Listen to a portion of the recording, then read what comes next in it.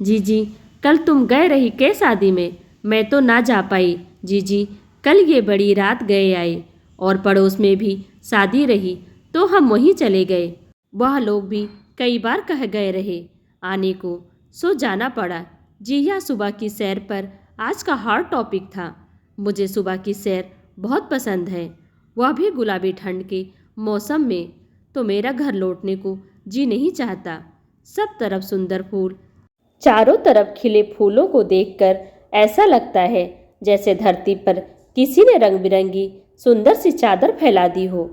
फूलों की सुगंध से तो वातावरण ही नहीं, मेरी तो आत्मा तक सुगंधित हो जाती है। सुबह की ठंडी हवा ऐसी जगा देती है जैसे वर्षों तक आपको सोने की इच्छा ही ना हो। चिड़ियों की चहचहाट किसी सुंदर गीत सी लगती है।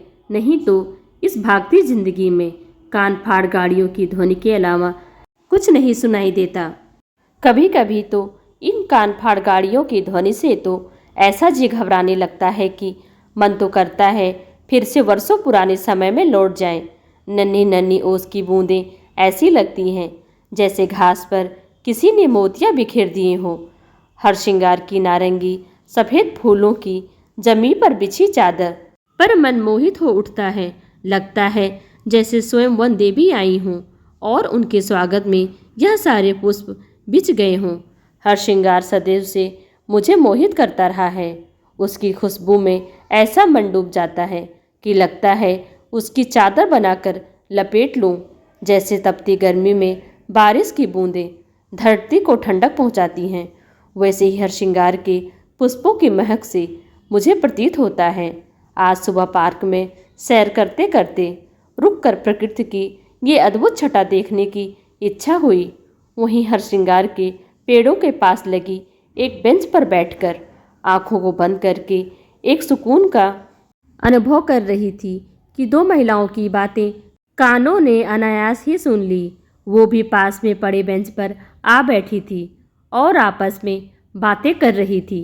किसी के विवाह की चर्चा हो रही थी। दोनों की उम्र लगभग 40 से 45 की रही होगी। दोनों की भाषा थोड़ी अलग थी लेकिन समझने योग्य थी। भाषा में कुछ पूर्वी पुट भी झलक रहा था और आवाज़ तो इतनी स्पष्ट थी कि जैसे वह मेरी ही बेंच पर बैठी हूँ। इसलिए न चाहते हुए भी कान उनकी तरफ चले गए। एक ने पूछा, दीदी तुम कल शादी में गई थी क्या?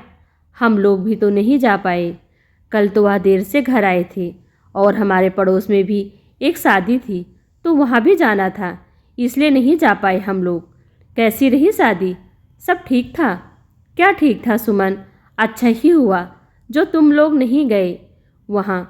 क्या हुआ जीजी, बताओ तो। अरे सुमन, हम तो कह रहे हैं कि जब स्वागत सत्कार करना ही ना हो तो क्या ज़रूरत है बुलाने की। वहाँ किसी को फर्क नहीं पड़ रहा था कौन आ रहा है कौन जा रहा है।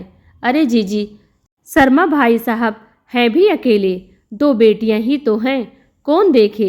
हो गया शादी बस, और क्या। उनकी बेटी का तो रिश्ता ही कहाँ हो रहा था, कैसे कैसे करके तो हुआ है। हाँ सुना तो मैंने भी था, लेकिन जब रिश्ता इतना मुश्किल से हुआ है तो व्यवस्था भी तो अच्छी होनी चाहिए ताकि कोई उंगली ना उठा सके। कल को लड़की के ससुराल वाले ही ताने देने लगे तो क्या होगा। हाँ जीजी, यह तो है, लेकिन क्या सच में कुछ व्यवस्था नहीं थी?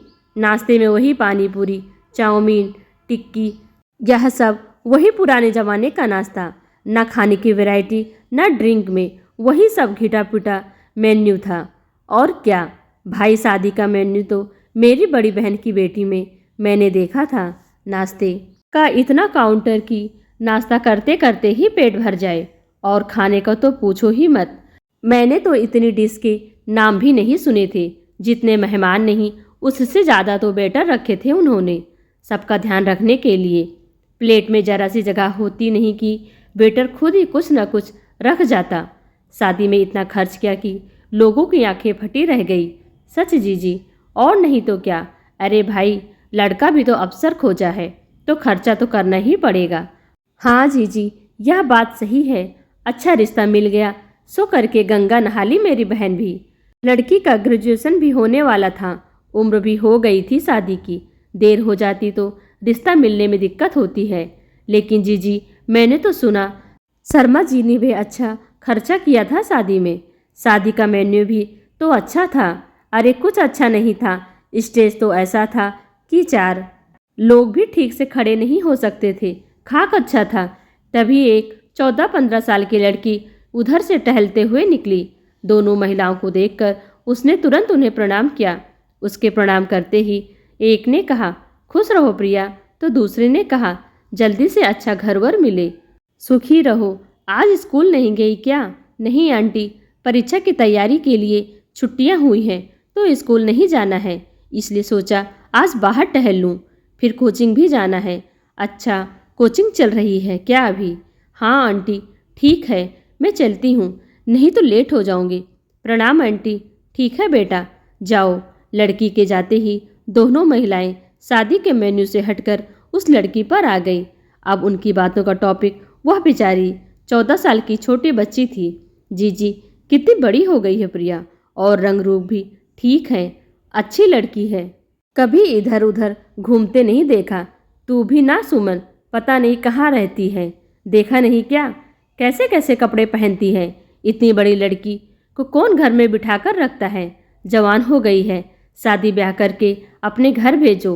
पता नहीं क्या शौक पाल लेती हैं आजकल की लड़कियां। कहीं कोई ऊंच नीच हो गई तो मुंह दिखाने लायक नहीं रहेंगे। इससे ज़्यादा उनकी बातें सुनी नहीं गई। ऐसा महसूस हुआ जैसे कोई मेरा गला घोट रहा है। अब फूलों की महक भी अजीब सी तीखी लग रही थी। उनकी बातों से मन और क्रोध उत्पन्न होने लगा। तभी वहाँ दोनों महिलाएं गेट की तरफ बढ़ गई, क्योंकि गेट पर सब्जी और फल के ठेले आने लगे थे और लोगों की गहमा गहमी उधर बढ़ गई थी। शायद उन्हें भी कुछ लेना होगा, इसलिए वह भी उधर चल दी। लेकिन उनकी बातों से अंदर का विरोधी स्वभाव जागृत हो गया, जिसे शांत करना मेरे लिए आसान नहीं होता। बार बार मन में सवालों की झड़ी लग रही थी। इन सब बातों का क्या महत्व था? एक पिता अपने जीवन की सारी जमा पूंजी खर्च कर रहा है अपनी बेटी के विवाह के लिए। इन जैसे लोग जिन्हें विवाह के इंतजाम में तो कभी साज सजावट में, कभी खाने नाश्ते में कमी लगती है, विवाह में जाते ही क्यों हैं? नौ युगल को आशीर्वाद देने या कमियां निकालने या खाना टेस्ट करने। खाना क्या हम अपने घर में नहीं खाते या वहाँ फोटो खिंचवाने जाते हैं? सहयोग की दृष्टि से तो आजकल लोग विवाह में जाते ही नहीं, ना उनके मन से आशीर्वाद ही निकलते होंगे। लेकिन एक बात जानने की इच्छा जरूर है मन में कि हम अपनी जमा पूंजी अपनी बेटी के विवाह के लिए खर्च करते हैं। विवाह में अच्छे से अच्छा सब हो, इसके लिए अपने और अपने परिवार की जितनी इच्छाएं, कितने सपने पूरे नहीं करते। बेटी के पैदा होते ही उसके विवाह की चिंता करने लगते हैं। क्या वही जमा पूंजी हम अपनी बेटी की शिक्षा, उसके स्वास्थ्य और उसको आत्मनिर्भर बनाने में खर्च करें तो उसे अच्छा जीवन साथी स्वयं मिल जाएगा। जब लोग आशीर्वाद देते हैं तो लड़कियों को कहते हैं सुखी रहो, अच्छा घर वर मिले, और अगर वह शादीशुदा है तो कहेंगे घर संसार बना रहे। वहीं कोई लड़का हो तो उसे कहेंगे यशस्वी भवा, खूब तरक्की करो, नाम कमाओ, आगे बढ़ो। यही आशीर्वाद लड़कियों को क्यों नहीं देते? यशस्वी भवा, तरक्की करो। समाज ने हमें नहीं, हमने समाज को बनाया है, तो समाज का दृष्टिकोण भी तो हमें ही बदलना होगा। विवाह पर होने वाला खर्च अगर बच्चों पर हो तो एक बेहतर कल जरूर होगा। शहर से लौटते समय रोज जितनी ताजगी और प्रसन्नता का अनुभव होता था, इस समय उतना ही दुख और क्रोध का अनुभव हो रहा था।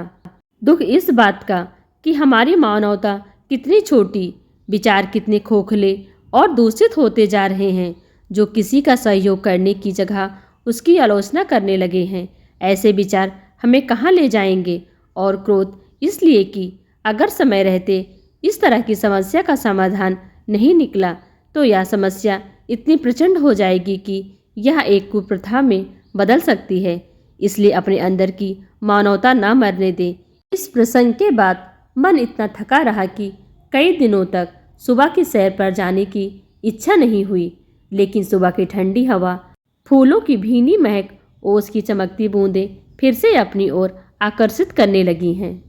तो दोस्तों, आपको यह कहानी कैसी लगी कमेंट कर हमें ज़रूर बताइए। वीडियो को लाइक कर चैनल को सब्सक्राइब कर लीजिए।